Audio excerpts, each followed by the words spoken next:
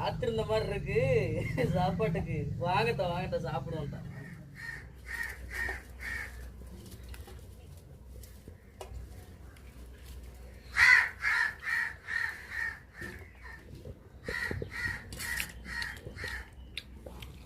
என்னடா தகப்பில சாப்பிடுவோமா? ரொட்டி எறினா கண்டுக்கவே மாட்டாங்க. என்ன கண்டுக்க மாட்டீங்களா? அதானே சாப்பிடிய கண்டுக்கிறாம. குஸ்கா நல்லா இருக்கா?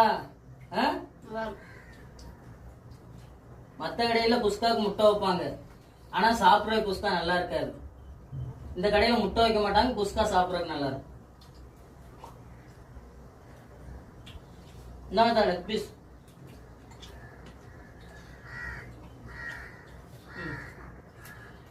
சாப்பிடுங்க.